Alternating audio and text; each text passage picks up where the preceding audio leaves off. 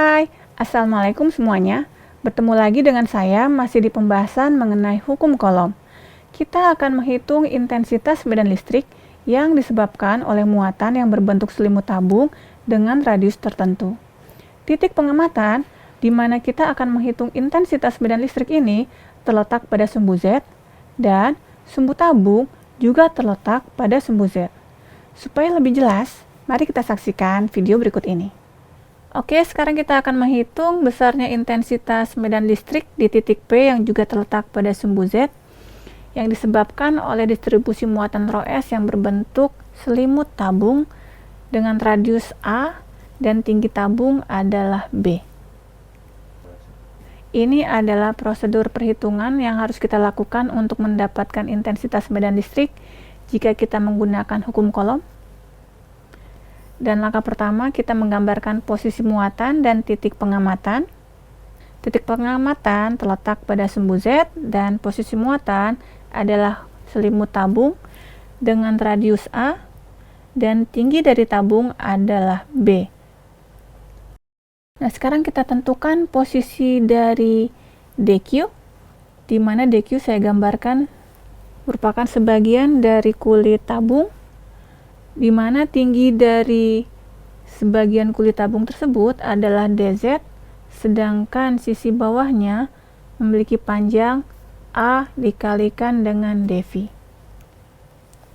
Selanjutnya kita tentukan sistem koordinat dan juga vektor R, di mana sudah jelas sistem koordinat yang akan kita gunakan adalah sistem koordinat silinder dengan vektor R, seperti yang kita lihat pada slide, di mana vektor R kita nyatakan dengan minus A arrow, yaitu pergerakan dari selimut tabung ke sumbu Z ditambah ZAZ, yaitu pergerakan dari bawah ke atas.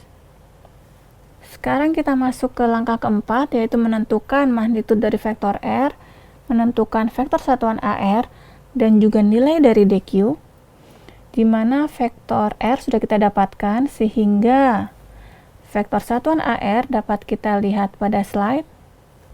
Magnitud dari vektor R jika dikuadratkan adalah A kuadrat tambah Z kuadrat, dan DQ adalah ρS dikalikan DS, di mana DS-nya adalah DZ dikalikan AdV. Kemudian, kita membuat persamaan integral untuk menghitung intensitas medan listrik di titik P dengan menggunakan data-data yang sudah kita dapat dari slide sebelumnya, dengan memasukkan harga vektor satuan AR, harga R kuadrat, dan juga harga DQ, maka akan kita dapatkan integral yang juga merupakan integral lipat 2, di mana integral ini bergerak terhadap parameter Z dan juga parameter V, di mana harga dari V adalah karena dia itu adalah silinder yang tertutup, berarti V-nya bergerak dari 0 sampai 360 derajat, dan Z itu menyatakan tinggi dari tabung, di mana tinggi dari tabung itu adalah Z dari 0 sampai B, sehingga akan kita dapatkan persamaan integral dengan batas-batas seperti yang kita lihat pada slide. Selanjutnya, kita lihat bahwa intensitas medan listrik di titik P ada yang di arah arrow dan juga ada yang di arah AZ, dan kita akan melakukan penyederhanaan di mana sama dengan kasus 2 dan kasus 3, komponen di arah arrow akan saling menghilangkan, sehingga persamaan integralnya bisa kita sederhanakan menjadi seperti yang kita lihat pada slide. Kemudian kita hitung terlebih dahulu integral terhadap V, sehingga kita akan mendapatkan integral lipat 1. Kemudian ini adalah integral terhadap Z, di mana semua yang bukan Z akan kita keluarkan dari batasan integral, sehingga kita dapatkan persamaan sebagai berikut.